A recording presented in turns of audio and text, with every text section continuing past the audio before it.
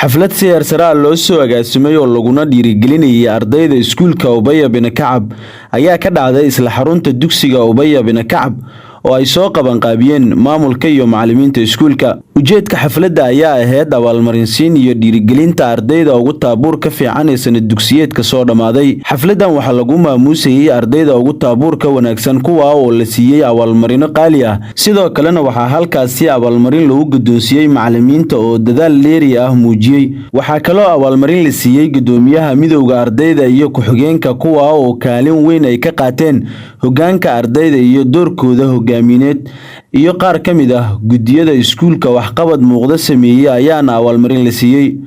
ugu horreyn waxaa madasha ka hadlay maamulka dugsiga qaybta Khamiis iyo Jumco Ustaad Maxamed Siyaad Cali oo ku dheeraaday mahadnaq iyo dhiirigelin. bismillahir rahmanir rahim. assalaamu alaykum warahmatullahi ta'ala wabarakatuh.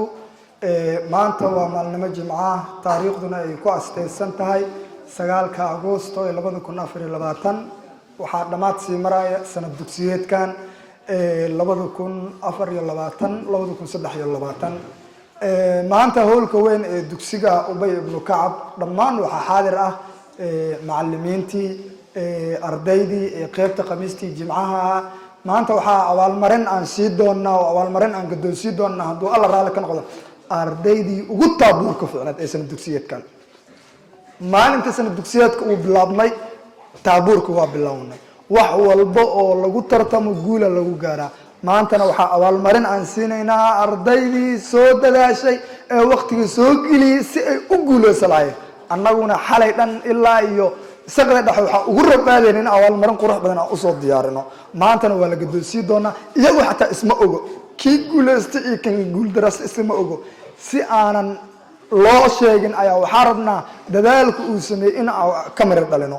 sidoo kale waxaan aad iyo aad ugu mahad celinaynaa macallimiintii waqtigii soo geliyeen ee qalinka iyo warqadda u qaatay in taabuuro qurux badan ee maxaa la dhahaa isla mar ahaantaana ay ardaydaas ay soo bandhigaan. sidoo kale waxaan aad iyo aad ugu mahad celinayaa ardaydii taabuurka mar walba jecel ee dhahayaan ha lagu qoro barnaamij.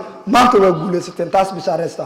waan idin hambalyeynaya oo waxaa idin leeyahay hambalyo ayaa idin leeyahay. sidoo kale qaar ka mid ah macallimiinta iyo ardayda dugsiga qaybta Khamiis iyo Jumco ayaa madasha ka jeediyeen kelmado dhiirigelin ah. sanad ka bacdi maanta waxaa aad iyo aad u hambalyeynaa dadka kaalmaha hore ka galay oo taabuurad soo jeedinteeno halkan u hambalyeynaa.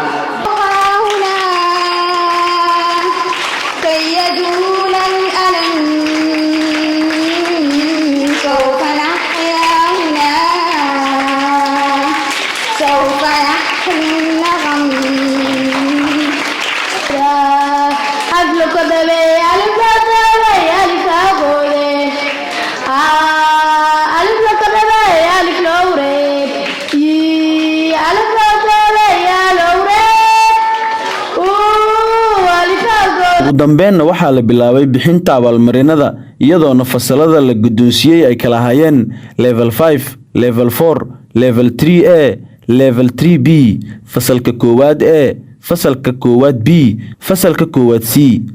ugu dambeyn waxaa halkaas ku soo afmeeraynaa munaasabadii quruxda badneed ee waqtigii dadaalkii galay ardaydii maxaa la dhahaa dadaalka fiican muujisa. maantana la abaalmariyay hadiyadii inta buuxiyay ardaydii waa ay kala qaateen. level 5 waa u hambalyeynaya, level 4 waa u hambalyeynaya, level 3A waa u hambalyeynaya, level 3B waa u hambalyeynaya, koowaad A waa u hambalyeynaya, koowaad B waa u hambalyeynaya, koowaad C waa u hambalyeynaya. sidoo kale gudoomiyaha midowga ardayda ee Maxamed Cabdi Nuur iyo gudiyada kale ee iskoolka ee kala shaqeysa qaybta Khamiis Jumco Cadleey hambalyo. macallimiinta iyo TV-ga Usul Cadleey jazakallahu khayr wa mahadsantiin. assalaamu alaykum.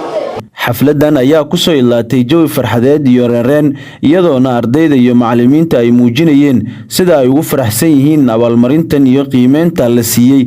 maamulka iyo macallimiinta iskuulka ayaana ballan qaaday in ay sii wadi doonaan dadaalkooda iyo taageeridda ardayda si loo gaaro guul hor leh.